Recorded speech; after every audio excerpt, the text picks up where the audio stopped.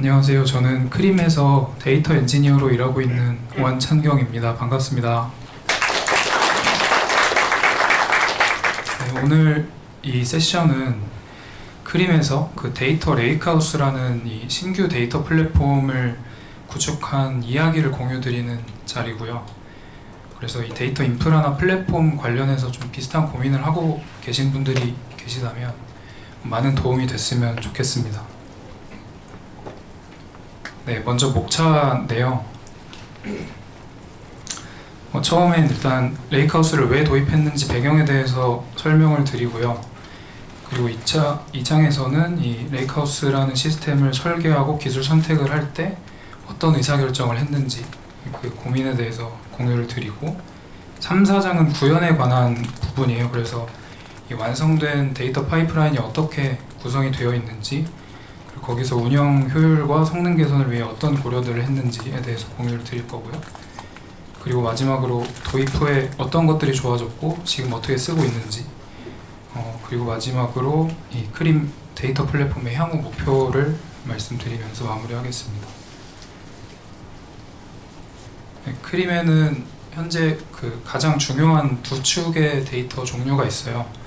첫 번째는 이 서비스 백엔드에서 생성되는 데이터베이스, 적재되는 데이터들이 있고, 두 번째는 이 사용자들이 크림 앱이나 웹을 사용할 때, 열심히 사용을 할 때 발생하는 행동 데이터들이 있는데요. 오늘의 이 발표에서는 이 두 가지의 데이터를 저희가 어떻게 더 잘 처리하고 잘 저장할 것이냐에 대해서 좀 고민을 한 내용에 대해서 공유를 드리는 자리라고 생각해 주시면 되겠습니다. 네, 이게 기존의 데이터 분석 환경의 모습인데요. 기본적으로 데일리 덤프 기반으로 많이 데이터를 싱크하고 있었어요. 그래서 DB 데이터 같은 경우는 매일 새벽 시간에 인벌크라는 오픈소스를 써서 MySQL에서 MySQL로 덤프하는 메인 프로세스가 있었고요. 그리고 이 아래쪽에 유저 액티비티 로그, 그러니까 사용자 행동 로그 쪽은 클라이언트에서 실시간으로 보내주는 로그를 카프카로 받은 다음에 별도 저희가 그 작성한 ETL 컨슈머 어플리케이션에 의해서 네이버 사내 솔루션인 큐브라는 HBase 데이터베이스에 쌓고 있었고요. 그리고 최종적으로는 저 HBase에 쌓인 데이터를 SQL이나 SQL 플로우라고 하는 이 네이버 사내 분석 솔루션으로 가공을 해서 저것도 마찬가지로 주요 테이블들을 데일리 덤프 처리하고 있었습니다. 네, 근데 이런 MySQL이나 이 HBase 하이브 기반의 분석 시스템에는 한계점들이 있었는데, 일단 데이터가 증가했을 때 적절하게 이 데이터들을 처리하지 못하는 문제가 계속 됐어요. 그걸 확장성 문제라고 제가 적어놨는데, 아까 소개해드린 그 분석 데이터베이스가 결국에는 이 물리 장비 위에 구축이 되어 있다 보니까 메모리라던가 디스크를 증설하는 데 제약이 좀 있었고요. 그리고 이 HBase는 워낙 그 고비용의 클러스터다 보니까 데이터 보관 기간을 저희가 원하는 만큼 늘릴 수 없는 그런 제약들이 있었어요. 덤프에 의존을 하고 있다 보니까 덤프 성능이 데이터가 증가하면 증가할수록 계속 느려지고 있었습니다. 그래서 이 데이터가 증가할 때마다 어쩔 수 없이 최근 1년 데이터만 덤프를 한다던가, 그래서 사용자들이 항상 이 완전하지 않은 데이터들을 봐야 됐고, 그리고 데이터 보관 기간에 제약이 있다 보니까 이제 적절한 시간 안에 재처리를 해주지 못하면 데이터가 유실되는 문제도 종종 있었고요. 재처리할 때 필연적으로 이제 중복 데이터들이 발생하는 데이터 품질 문제들이 있었습니다. 근데 이 데이터의 전반적인 처리 과정이 그렇게 유지보수하기 또 잘 돼 있진 않았어요. 그래서 이 엔지니어들의 리소스 부담이 계속 늘어나는 문제도 있었고요. 한편으로는 이제 사용자들 요구사항을 좀 충족하기가 어려웠는데, 사용자들은 항상 최신 데이터를 보고 싶어 하다 보니까 지금의 이 덤프 기반으로는 좀 저런 요구사항을 충족하기 어려웠고, 아까 말씀드린 것처럼 이 두 축의 데이터가 소스가 분리가 되어 있다 보니 이걸 한꺼번에 엮어서 쿼리하는 것도 상당히 어려웠어요. 쿼리 성능은 항상 빠르길 원하셨으니까 이런 것들을 개선할 필요가 있었는데, 기존의 시스템을 잘 이렇게 개선하는 것보다는 그냥 이 모든 문제를 해결할 수 있는 데이터 레이크하우스를 도입해보자 라고 의사결정을 하게 되었습니다. 네, 두 번째는 그래서 이 신규 시스템에 대한 설계 부분인데요. 이 신규 시스템을 설계하기 전에 목표로 잡은 것들이 있어요. 아까 그 문제점들과 이어지는 부분인데 결국에 이 근본적 개선을 위해서는 확장성 문제가 해결이 됐어야 됐습니다. 그래서 데이터가 증가해도 그 증가에 맞춰서 좀 처리량을 같이 늘릴 수 있는 방법이 필요했고요. 그리고 이 분리된 데이터 소스를 통합하는 과제도 있었고, 그리고 최신 데이터 동기화를 위해서 준실시간으로 데이터를 동기화해야 됐고, 쿼리 성능은 최대한 빠르면 빠를수록 좋았기 때문에 저것도 목표에 있었습니다. 그리고 최소한 이제 데이터 유실이랑 누락은 좀 피해보자. 그래서 데이터 유실이랑 누락을 방지하고 좀 중복 데이터를 최대한 이 메인 파이프라인 단에서 좀 제거를 해주자는 그런 목표가 있었고요. 아까 언급 안 된 것 중에 하나가 기존에는 그 모든 데이터 그 신규 데이터 마트라던가 집계 데이터라던가 그런 부분들을 백엔드 엔지니어 분들이 다 맡아서 처리를 하고 있다 보니까 이 데이터를 정작 보시는 분들이 좀 원하는 시점에 데이터를 획득하기가 좀 어려운 부분이 있었어서 신규 플랫폼에서는 데이터를 보시는 분들이 만들 수 있게 개발 환경을 만들어 보자, 이런 목표들을 세웠습니다. 네, 설계를 하기 앞서서 이제 공통적으로 고려한 사항인데 모든 기술적인 판단을 할 때 결국에 좀 현실적인 것들을 고려를 제일 먼저 했습니다. 제가 처음에 이 크림에 합류를 했을 때 이 데이터 환경이 꽤나 불편한 상황이었어요. 그래서 빠르면 빨리 고칠수록 개선할수록 좋은 상황이었는데, 이제 이 시스템을 개발할 수 있는 인력은 이제 데이터 엔지니어 1명이었고, 그러다 보니까 제가 가장 중요하게 생각했던 건 빠르게 구축하고 최소한의 노력으로 운영을 할 수 있느냐였습니다. 그래서 저 세 가지가 나왔는데, 이 시장에서 검증된 성숙한 기술을 위주로 채택을 했고요. 그리고 저 개인적으로도 익숙하고 상대적으로 경험이 많은 기술들, 제가 아니더라도 다른 데이터 엔지니어 분이 와도 좀 익숙한 기술이면 좋겠다고 생각을 했어요. 그리고 가장 중요한 것 중에 하나는 이 기존의 그 네이버에 축적되어 있는 노하우라던가 이 사내 인프라를 최대한 활용해서 좀 빨리 구축할 수 있고자 좀 저런 기술들을 우선적으로 설계에 반영을 했습니다. 네, 가장 먼저 한 작업은 이 스토리지와 컴퓨팅 레이어 자원을 선정하는 일이었는데요.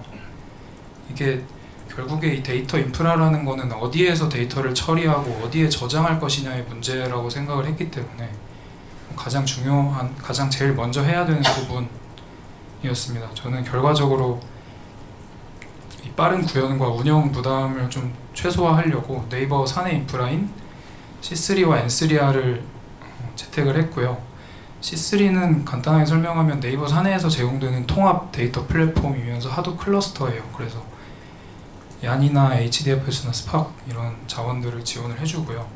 여기서 제일 좋았던 거는 이 트리노 클러스터라던가 하이브 메타스토어 같이 좀 직접 띄우려면 좀 공수가 드는 이런 서비스들을 C3 앱이라고 해서 이 매니지드 서비스 형태로 잘 제공해주는 게 가장 큰 장점이었어요. 그리고 N3R은 쿠버네티스 기반의 컨테이너 플랫폼인데 이 디플로이먼트라던가 헬름 차트 같은 다양한 배포 형태를 지원해주고요. 그리고 여기도 마찬가지로 카프카라던가 MySQL 같은 저런 기술들을 매니지드 서비스 형태로 쉽게 띄울 수 있게 제공을 해주는 장점이 있었어서 그래서 채택을 하게 됐습니다. 그래서 결론적으로 이 C3에서 제공하는 저 하둡 분산 파일 시스템에다가 모든 이 레이크하우스 데이터를 적재하기로 의사결정을 하고, 그리고 이 두 가지의 플랫폼에서 제공해주는 컴퓨팅 리소스들로 필요한 데이터 스택을 구축을 해보자, 이렇게 의사결정을 했습니다.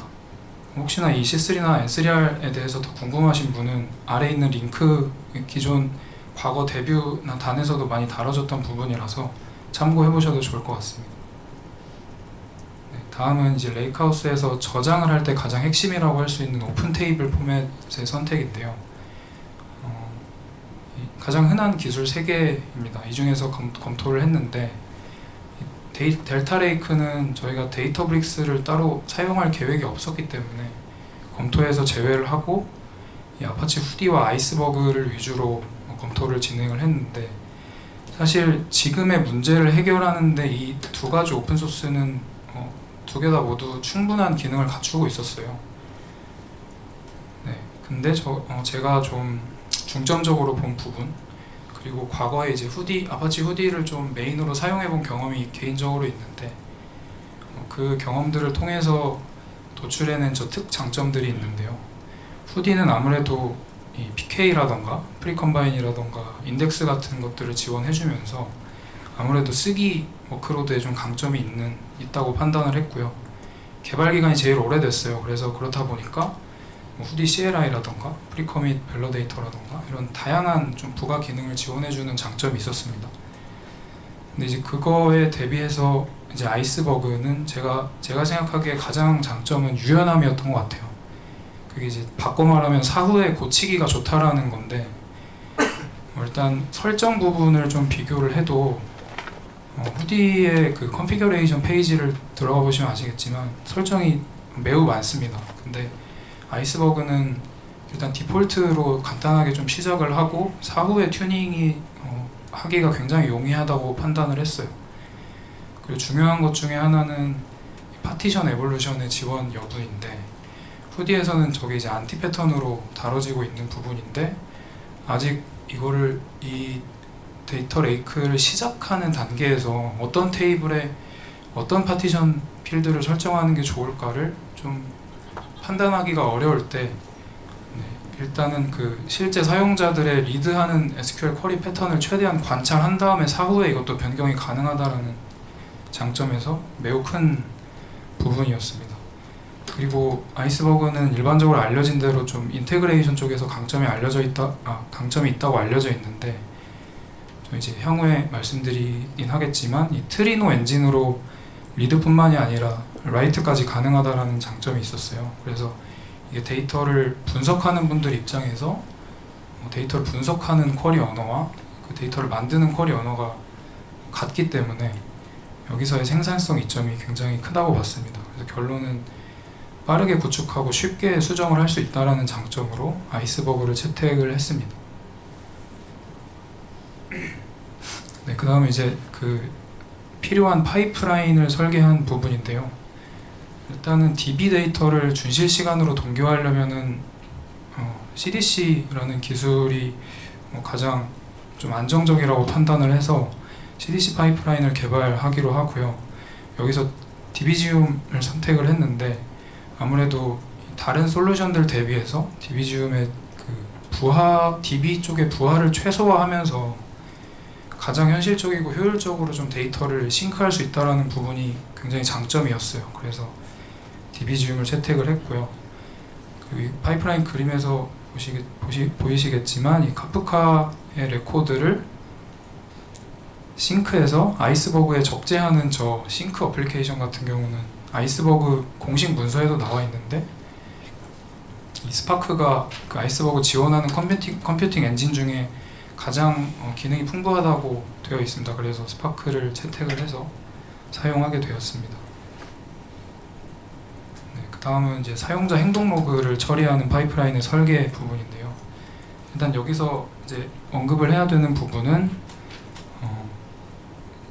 그 기존의 as-is, 그러니까 레거시 파이프라인에서 그러니까 최초의 원본 로그를 수집하는 부분은 이거를 고쳤을 때 별로 이렇게 임팩트 있는 어떤 개선에는 좀 결과가 안 나온다라고 판단을 해서 그 부분은 그냥 재활용을 하기로 했고요. 그 뒤에 흐르는 이제 실시간 파이프라인들을 고치는 설계를 했는데, 여기서 좀 앞선 CDC 파이프라인과 좀 차이가 있는 점은 카프카 레코드를 스파크 단일 어플리케이션으로 처리를 하는 게 아니라 중간에 프리 프로세서라고 해서 그러니까 전처리만 하는 과정을 하나 만들었습니다. 이게 왜 이렇게 했냐면, 이게 워낙 중요한 이 중추 데이터 중에 하나이기 때문에 향후에 다운스트림 파이프라인들이 많이 만들어질 거라고 미리 예상을 한 설계예요. 그래서 프리 프로세스와 싱크 두 파트로 분리를 했고요. 로그는 이런 DB 변경 이벤트에 비해서 훨씬 볼륨이 크기 때문에 저지연 로우 레이턴시 처리가 좀 중요했고, 이벤트 시간 기반으로도 스트림 처리를 할 수 있는 플링크를 채택을 했습니다. 기존에는 그 아까 문제점 중에 하나가 ETL 파이프라인이다 보니까 백필을 하는데 좀 어려움이 많았어요. 네, 그런 문제를 이제는 좀 해소를 하고자 이번 신규 파이프라인에서는 ELT 구조로 전환을 하도록 설계를 했습니다. 네, 다음은 메타데이터 레이어 설계인데요. 여기서 제일 중점적인 부분은 그 운영에 있어서 좀 효율성이에요. 그래서 저런 싱크라던가 프리프로세서 같은 컨슈머 어플리케이션들이 재배포 없이도 저희가 직접 개입하지 않고도 동적으로 스키마를 좀 업데이트를 하기를 좀 목표로 했어요. 그래서 그 시스템의 중추로 스키마 레지스트리를 사용을 했고요. 마찬가지로 아브로 포맷을 채택한 이유도 스키마 에볼루션을 지원하는 데이터 포맷이기도 하면서 이 뒷단에서 사용되는 저 스파크나 플링크 같은 이 일반적인 데이터 처리 시스템과 간단하게 호환이 되기 때문에 채택을 해서 사용을 했습니다. 그리고 메타스토어는 아이스버그를 쓴다고 하면 어차피 필요한 부분인데, 이 부분은 아까 언급드렸던 대로 C3에서 C3 앱이라는 형태로 간단하게 띄울 수 있었기 때문에 선택을 했고요. 이건 추후에 이제 어떤 쿼리 엔진이 와도 뒷단에서 아이스버그의 앞단에서 이 쿼리 엔진 인터페이스로 사용이 될 수 있습니다. 그리고 그 외에 이제 구성 요소들의 설계인데요. 트리노 데이터 조회 부분에서는 아까 언급한 것처럼 트리노가 아이스버그에서 쓰기 읽기를 모두 지원했기 때문에 트리노를 채택을 했고요. 리데시도 마찬가지로 이거를 당장에 고쳐야 될 그 우선순위는 좀 떨어졌던 것 같아요. 그래서 이미 다들 잘 쓰고 있는 이런 툴을 고치기에는 또 위험 부담이 있으니까 기존에 사용하던 툴을 BI 툴로 그대로 사용을 했고요. 이 워크플로우 오케스트레이션 같은 경우는 좀 쉽게 판단을 했습니다. 에어플로우가 사실상의 표준 같은 기술이라고 생각을 했어요. 그래서 좀 쉽게 골랐고, 이거는 향후에 이제 데이터 마트를 생성하는 파이프라인에서 좀 중추로 사용이 되게 됩니다. 그리고 모니터링 얼럿 부분은 이 그라파나가 N3R에서 아까 언급드린 N3R에서 내장형으로 미리 대시보드를 제공해주는 부분이 있어서 그걸 그대로 사용을 하기로 하고, 이제 별도 매트릭 수집을 위해서 프로메테우스 스택으로 서버들을 따로 구축을 했습니다. 그래서 결과 이제 최종 설계 개요도인데요. 결국 하둡에다가 하둡을 스토리지 레이어로 사용을 하면서 아이스버그 포맷으로 데이터들 다 적재를 하고, 모든 컴퓨팅 리소스는 얀과 쿠버네티스 위에서 스케줄링을 하고, 메타데이터 레이어로 스키마 레지스트리와 하이브 메타스토어를 핵심으로 사용을 했고요. 제일 앞단에서 모든 이 실시간의 인제스천 데이터 입수는 카프카로 모두 이루어지고요. 그리고 실시간 처리가 필요하면 플링크, 그리고 마이크로 배치나 배치 처리가 필요할 때는 스파크로 좀 일원화해서 처리를 하는 이 최종 설계를 완성을 했습니다. 네, 다음은 이제 완성된 파이프라인의 결과 그림들인데요. 이게 이 레이크하우스의 현재 최종 그림인데, 크게 앞에서 설명드렸던 CDC 파이프라인과 사용자 행동 로그 파이프라인 두 가지 축이 있어요. 그래서 제일 앞단에서는 DB 데이터를 실시간으로 저렇게 아이스버그까지 싱크를 하고, 그 유저 로그를 실시간으로 받는 부분은 또 재처리를 통해서 결국에 최종적으로 아이스버그로 모으는 설계고요. 저희 내부 유저들은 리데시라는 인터페이스를 통해서 트리노 쿼리로 모든 데이터들을 쿼리할 수 있게 되고, 그리고 데이터 마트를 생성하시는 분들의 입장에서는 이제 저 에어플로우와 트리노를 사용해서 자기가 원하는 데이터 집계 작업들을 할 수 있게 했습니다. 네, 이제 CDC 파이프라인이 어떻게 좀 구체적으로 흘러가는지에 대한 설명인데요. 현재 저희 크림은 데이터베이스가 용도별로 4대로 나눠져 있어요. 그래서 각각의 DB 클러스터마다 하나씩의 CDC DB를 구성을 했고요. 그래서 이 하나의 CDC DB당 하나의 커넥터를 사용해서 현재는 총 4개의 구성으로 그 배포가 되어 있습니다. 그리고 이 모든 스키마는 동적으로 저 카프카 스키마 레지스트리에 반영이 돼서 스키마를 관리하고 있고요. 여기서 좀 특이한 점은 저희 DB 테이블 내에 제이슨 타입의 컬럼들이 종종 있는데 그 내부에서 민감 정보라던가 좀 유저의 개인 정보 같은 것들이 처리될 필요가 있어서 그 부분은 이제 DB지움의 커스텀 트랜스포메이션을 별도로 개발을 해서 코드가 좀 들어간 부분이 있습니다. 그래서 이런 식으로 데이터 수집이 되고 데이터 저장 부분은 이제 스파크로 아까 스트럭처드 스트리밍으로 아이스버그에 실시간으로 적재를 하는데 여기에 이제 마이크로 배치 처리 로직이 있어요. 일단 이 하나의 마이크로 배치 처리를 할 때 처리되는 순서인데요. 처음은 일단 스키마 레지스트리에서 현재 그 테이블의 최신 스키마를 조회를 해오고요. 그 다음에 조회한 스키마를 기반으로 해서 카프카에서 컨슘한 이 아브로 레코드를 데이터 프레임으로 변환을 합니다. 그리고 변환을 해준 이후에는 DB 이벤트 발생 시간이랑 서버 처리 시간 기준으로 프로세싱 타임 기준으로 가장 최신 레코드만 필터링을 해주고 있어요. 이게 아파치 후디에서는 사실 프리컴바인이라는 그 내부 설정으로 간단하게 대응이 되는 부분인데 아이스버그에서는 하나의 배치 안에 여러 개의 PK가 들어있으면 에러를 발생시키기 때문에 별도의 처리가 필요했던 부분입니다. 그래서 예를 들어서 저렇게 하나의 배치에서 2, 4번, 2번, 3번, 4번의 오프셋을 처리한다고 하면 저 2, 3, 4번이 같은 PK에 대한 변경 사항이면 지금 기준에서는 4번만 남기고 아이스버그에 최종적으로 적재를 하도록 하고 있습니다. 네, 그 다음은 사용자 행동 로그를 처리하는 파이프라인의 전체 그림인데요.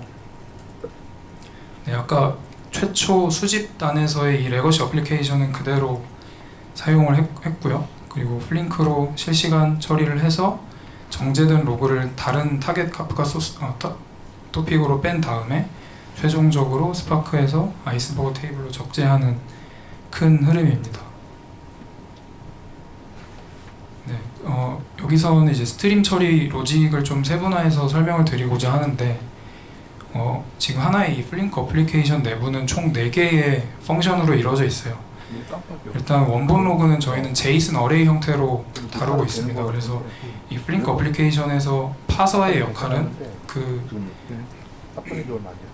제이슨 어레이 형태의 원본 로그를 개별 로우로 플래튼 처리를 해주는 역할이고요.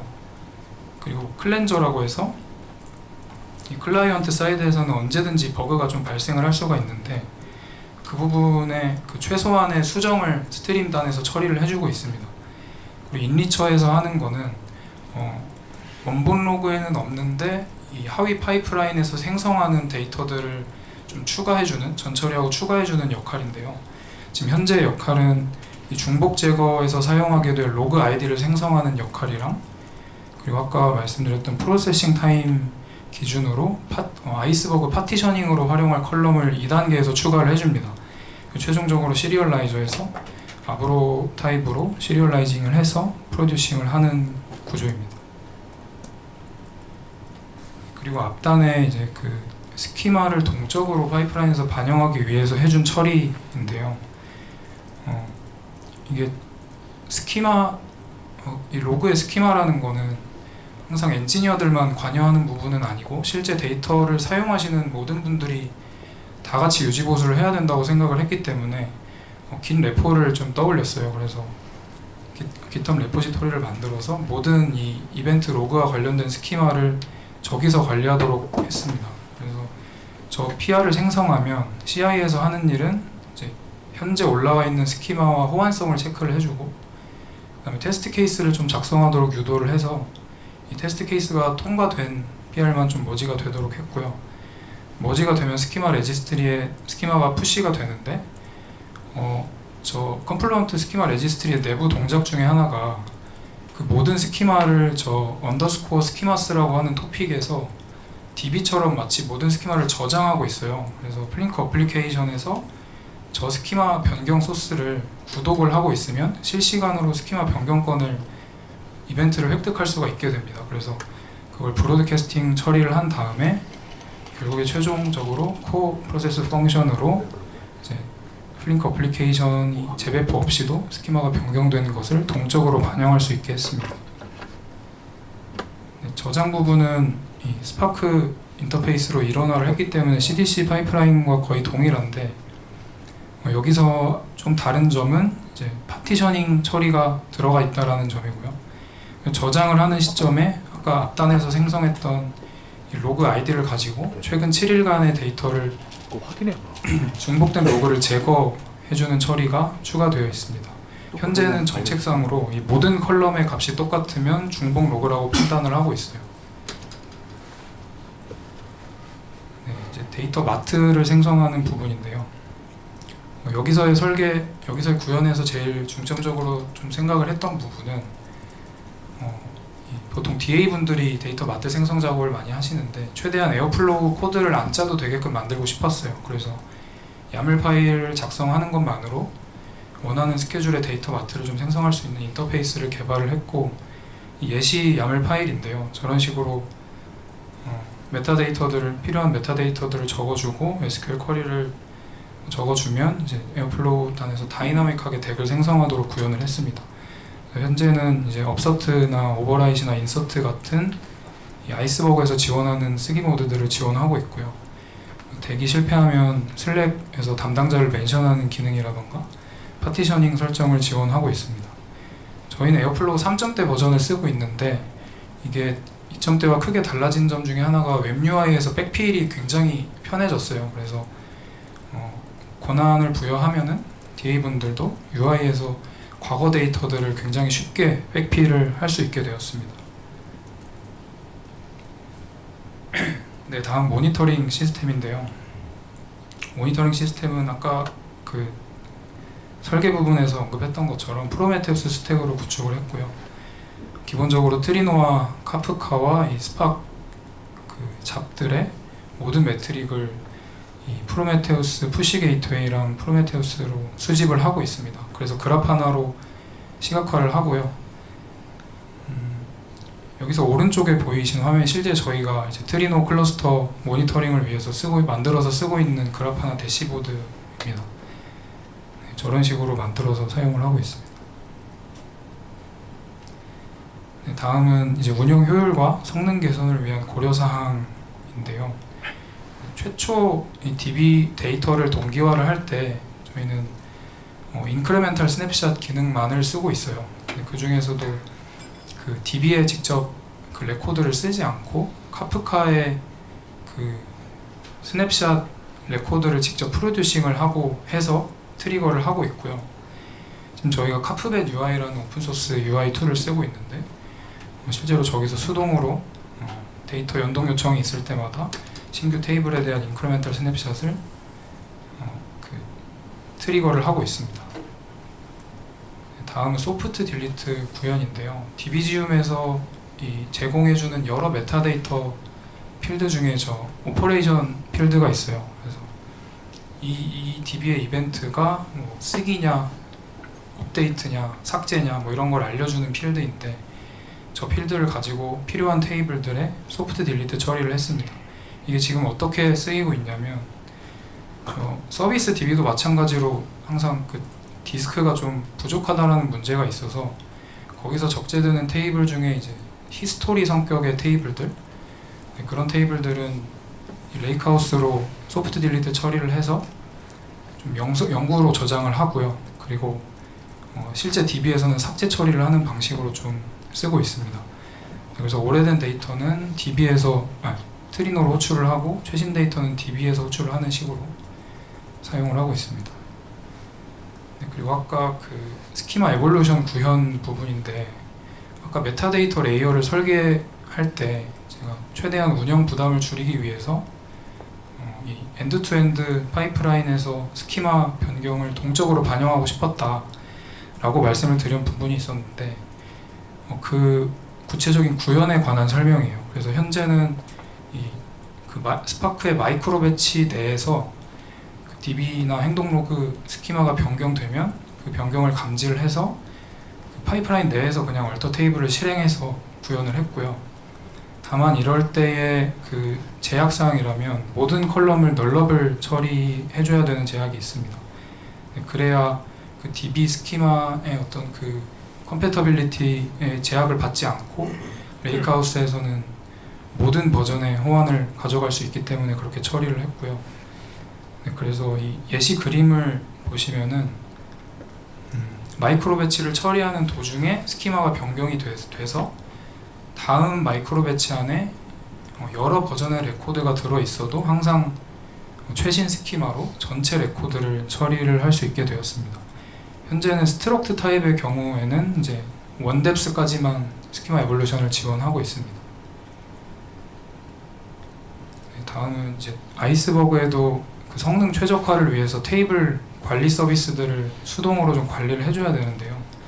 처음에 CDC 파이프라인을 개발을 했을 때 별도, 그러니까 에어플로우, 워크플로우 툴이 없을 때였어요. 그래서 이거를 좀 운영 부담 없이 최적화를 좀 주기적으로 실행할 수 있는 방법이 뭐가 있을까 고민을 하다가 제가 사용하는 함수가 스트럭처드 스트리밍에서 포이치 배치라는 함수인데 저기 두 번째 인자에 배치 아이디라는 인자에 좀 주목을 했어요. 그래서 마치 아파치 후디에서 제공해주는 것처럼 커밋 횟수 기반으로 이 스트리밍 어플리케이션 내부에서 테이블 관리 서비스를 실행할 수 있게 구현을 했습니다. 근데 실제 코드의 예시가 오른쪽에 있고요. 저렇게 각각 다른 그 테이블 관리 서비스마다 다른 주기로 실행할 수 있게 구현이 되어 있습니다.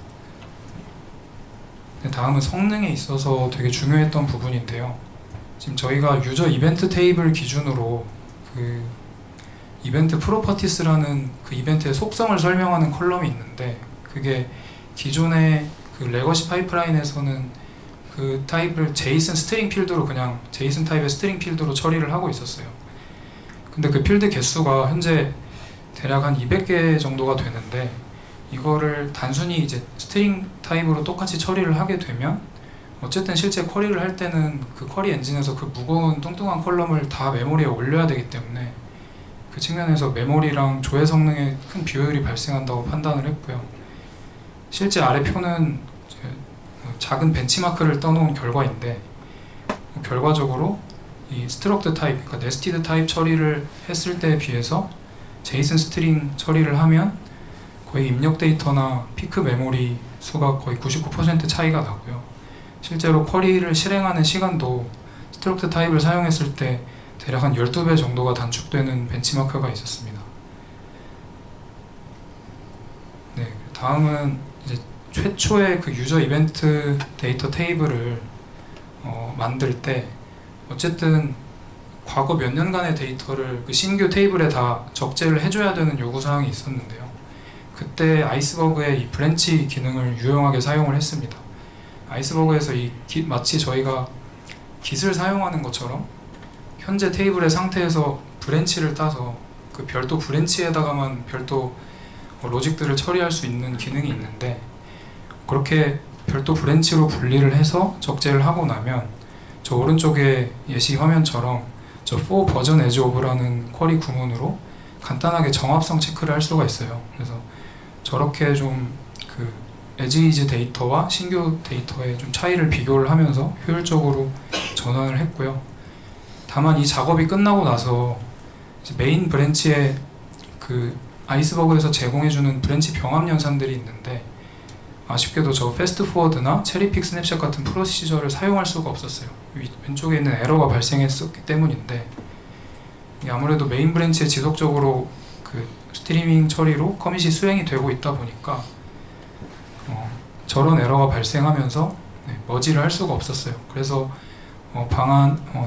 그 찾은 방안 중에 이제 그 아이스버그의 스냅샷 아이솔레이션 레벨이라는 설정이 있습니다. 그래서 기본값은 시리얼라이저블인데 저걸 스냅샷 설정으로 바꿔주고 나면 메타데이터가 충돌하지 않는 선에서 멀티라이터로 쓰기가 가능해져요. 그래서 저희는 어차피 여기서 채워넣어줘야 됐던 데이터들은 다 과거 몇 년간의 데이터였기 때문에 효율적으로 멀티라이터로 데이터를 백필을 수행을 했습니다. 네, 이제 도입 후 결과와 사용 사례인데요. 일단 정성적인 결과로서 이제 사내에서 좀 그 명시적인 피드백과 후기들을 좀 가져와 봤고요. 실제로 이 처리 속도에 굉장히 만족하고 있다, 빠르다라는 그 후기가 굉장히 많았습니다. 네, 실제 기술적인 결과는 그래서 현재 크림에서는 대략 한 140여 개 정도의 테이블이 작은 테이블들은 1분 내외, 그리고 대부분은 5분 이내에서 준실시간 싱크가 되고 있고요. 큰 테이블들에 한해서는 대략 10분 정도 내외로 동기화를 하고 있습니다. 그리고 일 단위로 지금 사용자 행동 로그 데이터는 n억 건 정도를, 대략 3억 건 정도를 저희가 처리를 하고 있는데, 이 정도의 데이터가 최근 일주일간 기준으로 중복이 제거된 상태로 적재가 되고 있고요. 그리고 마트 테이블들을 포함해서 이제 모든 데이터는 아이스버거 테이블로 적재가 되기 때문에 테이블 관리 서비스를 사용을 할 수 있게 돼서 지속적인 성능 최적화가 가능해졌습니다. 여기 나오는 이 제가 처음에 설정했던 목표들도 모두 달성이 됐습니다. 네, 그리고 구체적인 그 쿼리 성능 개선 지표인데요. MySQL을 사용하던 과거에 비해서 이 레이크하우스를 사용함으로써 대략 한 7배에서 8배 정도 쿼리 성능이 빨라졌어요. 퍼센타일별로. 네, 이런 성과가 있었고, 그리고 아무래도 데이터 환경이 좀 빨라졌다 보니까 사내 구성원분들이 쿼리를 더 많이 사용할 수 있게 됐습니다. 그래서 일평균 쿼리 실행 횟수 기준으로 대략 한 90% 정도가 증가를 했습니다. 다음은 구체적인 사례인데요. 그 서버 엔지니어 분들이 이제 레이크하우스가 생기면서 할 수 있게 된 일이 있어요. 이제 지금 보시는 화면이 저희가 최근에 배포한 이 크림의 상품 상세 개편 서비스인데, 기존에는 이 각 상품에 대한 저런 통계 데이터, 누가 몇 건을 받는지, 얼마나 거래를 했는지, 네, 이런 부분에 대한 데이터를 준실시간, 아월리 정도로 서빙하는 것도 거의 불가능했는데, 레이크하우스가 생기면서 트리노로 대체를 하면서 집계 속도도 빨라지고 DB에 좀 부담을 안 주게 되는 장점이 있었습니다. 다음은 검색과 추천 엔지니어 분들의 사용 사례인데요. 이 ML 쪽에서 피처 엔지니어링이랑 모델링을 할 때 프로세스가 많이 개선이 됐어요. 기존의 그 레거시에서 아이스버그랑 트리노로 전환이 되면서 이 피처 엔지니어링을 할 때의 데이터 처리 속도가 대폭 개선이 됐고요. 그 다음에 데이터 소스가 통합되고 쿼리 성능이 개선되면서, 기존에는 저희가 이 데이터 소스가 분리되어 있다 보니까 DB 데이터를 따로 추출하고 행동 로그 데이터를 따로 추출을 해서 이걸 이제 판다스 프로세스로 처리를 하다 보니 이 가장 중요한 로그 중에 하나라고 할 수 있는 이 상품 노출 로그를 사용할 수가 없었어요. 네. 제대로 사용을 못하고 있었는데, 이 부분 또한 이제 고속으로 데이터를 대용량 처리를 할 수 있게 되면서 상품 노출 로그도 최근에 이제 모델링에 사용을 할 수가 있게 되었습니다. 다음은 영업 직군 쪽에서 사용을 하는 사례인데요. 리대시에서 접근할 수 있는 데이터의 속도가 빨라지다 보니까 이분들이 이제 AI를 활용을 해서 직접 분석 대시보드를 개발하는 사례가 생겼어요. 그래서 요즘 좀 각광을 받고 있는 커서라던가 이런 챗GPT라던가 같은 툴들을 이용을 해서 이 리대시 API를 붙여서 로컬에서 접근 가능한 본인만의 시각화 페이지를 생성하는 사례도 생겼고요.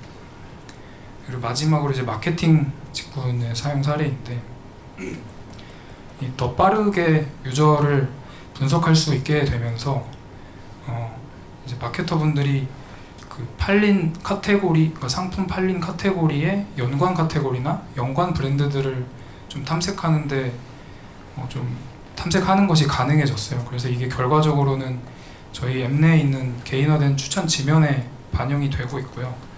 그래서 유저별로 개인화된 푸시 메시지라던가 이넷 메시지 같은 것들을 좀 개인화할 수 있게 되는 사례도 있습니다. 결과적으로는 이게 그 평균 주문 금액 상승에 기여를 했다고 합니다. 네, 결론은 최초 파이프라인 배포를 하고 나서 지금 한 10개월 정도가 지났는데 정합성 이슈 없이, 그리고 작은 장애들은 있었지만 큰 장애 없이 안정적으로 운영을 하고 있고요. 거의 사내 모든 분야에 걸쳐서 영향력을 주고 있습니다. 그리고 사내 구성원분들의 데이터 기반 의사결정이라던가 업무 생산성 향상에 크게 기여를 하고 있어요. 네. 마지막으로 크림 데이터 플랫폼의 향후 목표인데요. 아무래도 이제 AI 활용도 일반화되고 데이터 접근이 좀 좋아졌다 보니까 사내에서 쿼리 사용량이 너무 많이 증가를 해서 이게 트리노 클러스터 안정성에 영향을 주고 있는 현재 상황이 있는데요. 특히 이제 웨어절에다가 파티션 필드를 누락해서 그 아이스버그의 풀스캔을 유발하는 경우가 좀 많아요. 그래서 이 부분을 그 트리노와 그 리데시 사이에 그 적절히 그 메타데이터를 처리해주는 서버를 진행하고 있습니다. 네. 그리고 아직 그 레이크하우스의 또 핵심 요소 중에 하나가 거버넌스 시스템인데 이 부분도 아직 개발이 안 되어 있어서 꼭 필요한 사람에게 최소한의 권한만 좀 부여하고자 데이터 거버넌스 시스템을 계획을 하고 있습니다. 네, 그리고 이 데이터 관측 가능성이랑 디스커버리 쪽에 개선 과제가 있는데요. 지금은 어떤 데이터가 누구에 의해서 언제 마지막으로 쿼리되었는지 등의 정보가 좀 잘 안 되어 있어요. 간단한 수준의 데이터 리니지를 제공하는 수준인데 그 부분 관련해서 이제 데이터 검색 기능이나 리니지 기능 그리고 데이터 품질을 좀 한눈에 파악할 수 있는 대시보드를 제공하려고 기술 검토를 하고 있는 단계입니다. 그리고 지금은 HDFS에서 모든 데이터를 적재하고 처리를 하고 있는데요. 오늘 단에서도 발표가 됐는데 올해 네이버 사내 엔클라우드 스토리지라 그래서 S3 신규 저장소가 공개가 됐어요. 그래서 기존에는 저희가 그 아이스버그의 그 스냅샷 리텐션을 되게 짧게 가져가고 있었는데 그 부분들을 이 S3 기반으로 전환을 좀 하면서 최대한 레이크하우스에서 제공해주는 이 타임트래블 쿼리 같은 그런 좋은 기능들을 좀 활용해 보려고 전환을 계획하고 있습니다. 네, 오늘 발표는 여기까지고요.